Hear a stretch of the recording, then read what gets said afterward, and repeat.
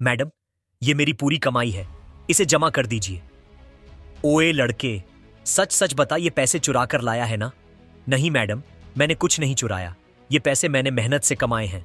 अपनी हालत देखी है, अभी पुलिस बुलाती हूं। जरूर कहीं से चोरी करके लाया है। अगर आपने पुलिस को बुलाया तो एक दिन आपकी नौकरी चली जाएगी। तेरे जैसे कितने आते हैं यहां, समझा? उसे क्या पता था कि जिस बच्चे को वह आज भगा रही है वही बच्चा एक दिन उसी बैंक की किस्मत पलट देगा। उस शाम दादी मां की आंखें लगातार छलक रही थीं। 12 साल का राहुल उनके सीने से चिपका हुआ सिसक रहा था।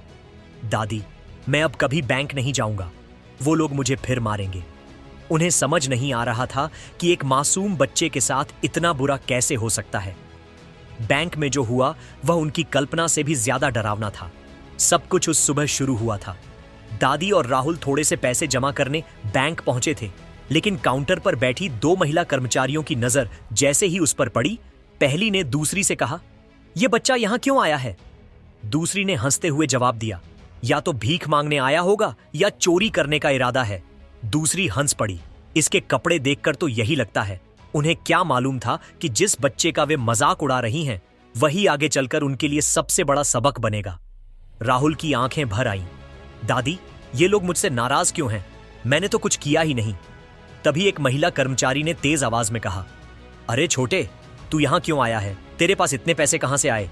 गार्ड ने आगे बढ़कर राहुल को धक्का दे दिया। यहां अमीर लोग आते हैं, तेरे जैसे गरीब बच्चों की यहां कोई जगह नहीं।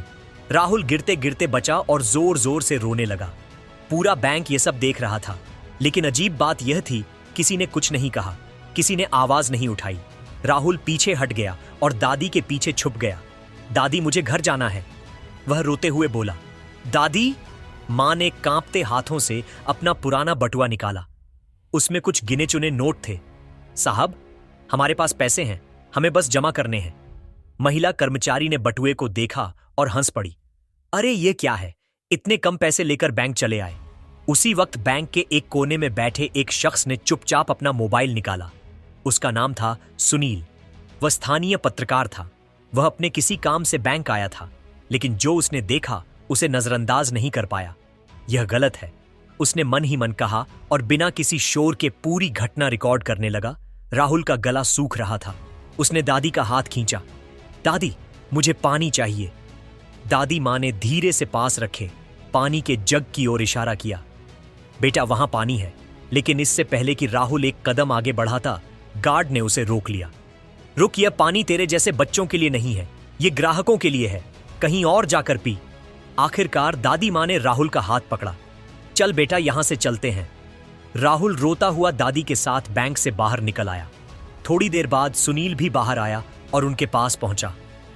आंटी जी, मेरा नाम सुनील है, मैं पत्रकार हूं। अंदर जो हुआ वह बिल्कुल गलत था। क्या मैं आपसे इस बारे में बात कर सकता हूं? बेटा, हमने कोई गलती नहीं की, हम तो बस पैसे जमा करने आए थे, सुनील ने सम्मान से कहा। अगर आप अनुमति दें तो मैं शाम को आपके घर आकर पूरी बात विस्तार से जानना चाहता हूं। लोगों को यह सच्चाई जाननी चाहिए। दादी मां ने उसे अपना पता दे दिया। शाम को सुनील कैमरा और रिकॉर्डिंग उपकरण लेकर उनकी झुग्गी में पहुंचा।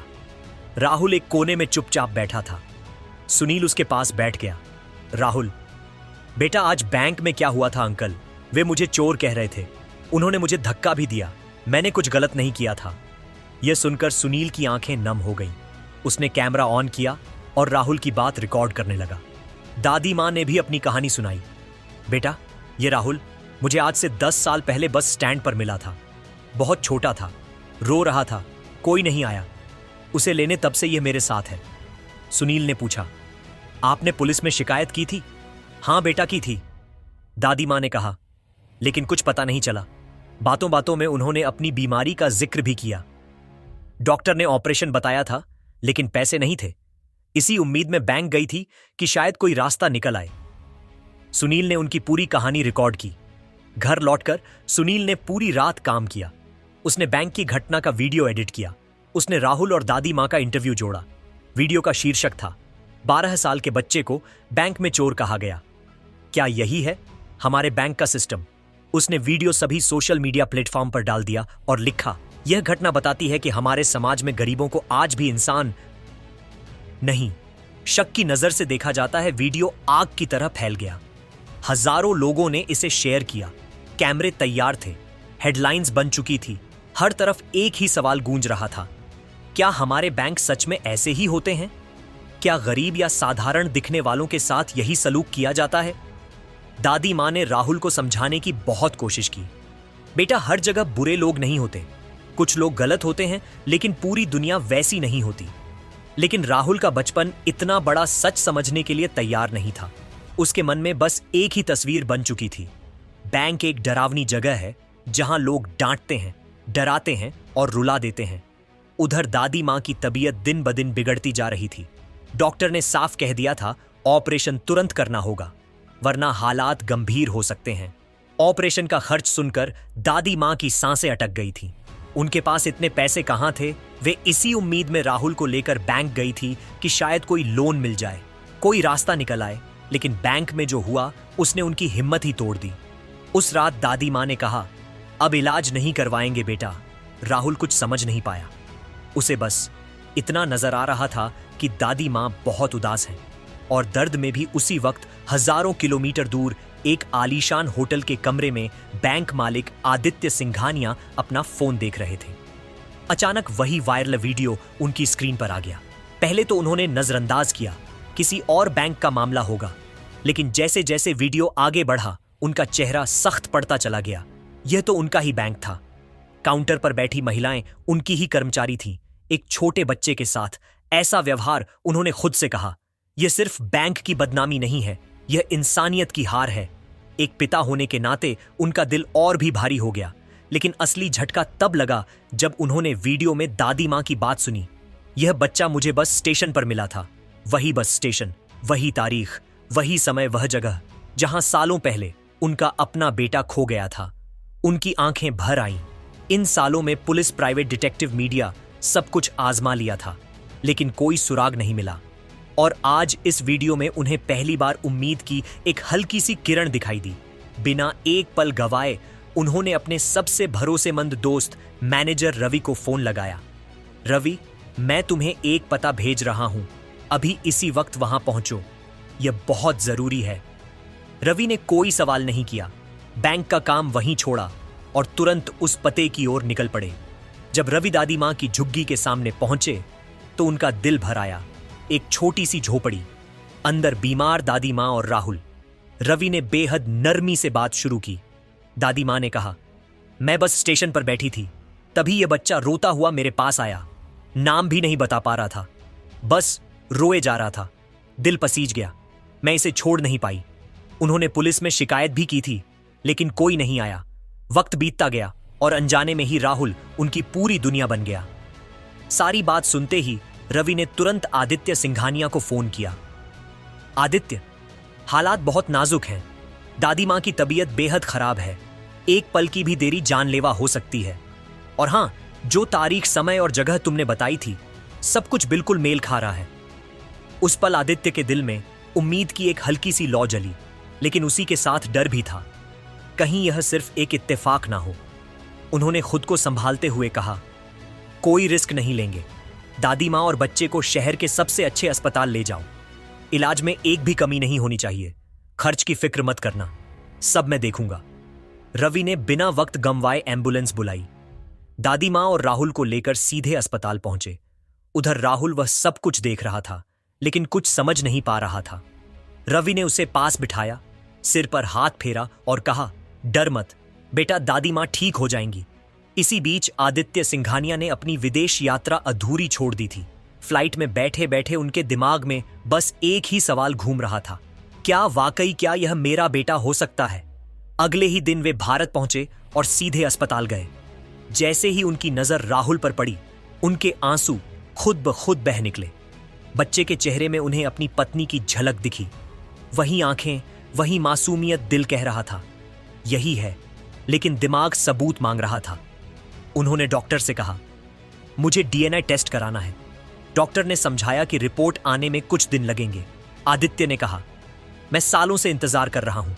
कुछ दिन और सही, ऑपरेशन सफल रहा। जब दादी मां को होश आया तो वे हैरान रह गईं। मैं यहां कैसे? रवि मुस्कुराए और बोले, एक अच्छे इंसान ने आपका इलाज करवाया है, बस यही समझ लीजिए। उधर बैंक के बाहर तूफान मचा हुआ था, मीडिया की भीड़।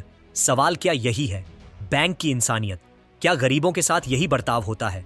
वे दो महिला कर्मचारी और गार्ड जिन्होंने राहुल के साथ बदसलूकी की थी, अब डर में जी रहे थे। उन्हें समझ आ गया था कि उनसे बहुत बड़ी गलती हो गई है। बाकी स्टाफ भी बेचैन था।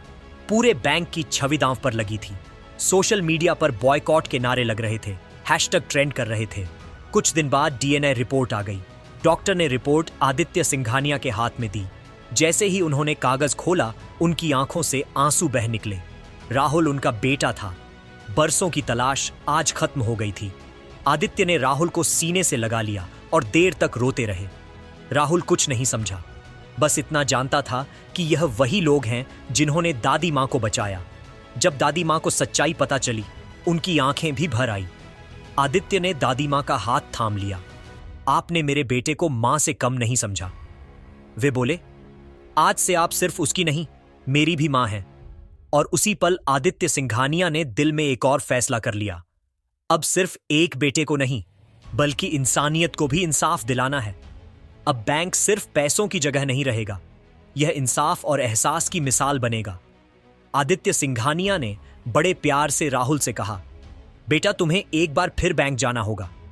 इतना सुनते ही राहुल घबरा कर बोला, नहीं पापा, वहां वे लोग मुझे फिर मारेंगे, डांटेंगे। डरने की जरूरत नहीं है बेटा, अब तुम अकेले नहीं हो, तुम्हारे पापा तुम्हारे साथ हैं, और जिस बैंक से तुम डरते हो वह हमारा अपना बैंक है। राहुल हैरान रह गया। उसका मासूम दिमाग इस बात को समझ ही नहीं पा रहा था। पापा, जो बैंक मुझे चोर समझ रहा था, जो लोग मुझे रुला रहे थे, वह आपका कैसे हो सकता है? तब आदित्य सिंघानिया ने उसे पूरी सच्चाई बताई। उन्होंने समझाया कि हर जगह कुछ अच्छे लोग होते हैं और कुछ गलत। बेटा, कुछ लोगों की गलत सोच की वजह से पूरा सिस्टम गलत नहीं हो जाता, लेकिन ऐसे लोगों को सबक सिखाना जरूरी होता है। अगले दिन बैंक का माहौल कुछ अलग ही था। आदित्य सिंघानिया अपने बेटे राहुल को लेकर बैंक पहुंचे।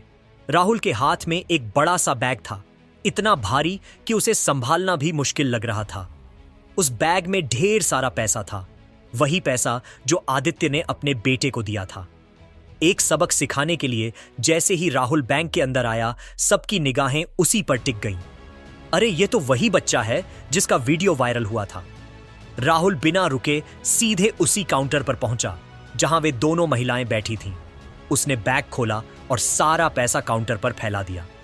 नोटों का ढेर देखकर बैंक में सन्नाटा छा गया। राहुल ने कहा, आपने कहा था कि मैं चोरी करने आया हूं, मेरी औकात नहीं है। यहां पैसा जमा करने की देखिए, मैं पैसा लेकर आया हूं, अब इसे जमा कीजिए। उन दोनों महिलाओं और गार्ड का चेहरा सफेद पड़ गया। उन्हें समझ आ गया था कि अब मामला हाथ से निकल चुका है। उसी पल बैंक के दरवाजे खुले और आदित्य सिंघानिया अंदर आए। सभी कर्मचारी ध्यान दें, आदित्य सिंघानिया ने सबके सामने ऐलान किया, यह बच्चा राहुल मेरा बेटा है, और जिन कर्मचारियों ने इसके साथ बदसलूकी की थी, उन्हें इस पल से नौकरी से निकाला जाता है। उन्होंने सख्त लहजे में कहा, जो लोग एक मासूम बच्चे के साथ इंसानियत भूल सकते हैं, वे हमारे बैंक में काम करने के लायक नहीं हैं। कर्मचारी एक दूसरे को देख रहे थे, जिसे वे गरीब बेसहारा बच्चा समझ रहे थे। वह बैंक मालिक का बेटा निकला। उन्होंने सिक्योरिटी बुलवाई और उन तीनों को बैंक से बाहर निकलवा दिया। यह खबर आग की तरह फैल गई। बाहर खड़े रिपोर्टर्स और कैमरे सब कुछ रिकॉर्ड कर रहे थे। न्यूज चैनलों पर ब्रेकिंग न्यूज चलने लगी। वायरल वीडियो वाला बच्चा निकला। बैंक मालिक का बेटा सोशल मीडिया पर बहस छेड़ गई। कोई कह रहा था यह कर्मों का फल है, कोई बोला यह तो किस्मत का खेल है। लेकिन एक बात पर सब सहमत थे, गलत काम का अंजाम कभी अच्छा नहीं होता। मैनेजर रवि की आंखें भर आई थीं। वे जानते थे कि आदित्य ने अपने बेटे को खोकर कैसे कैसे दिन काटे थे। आज किस्मत ने उन्हें वह सब लौटा दिया था।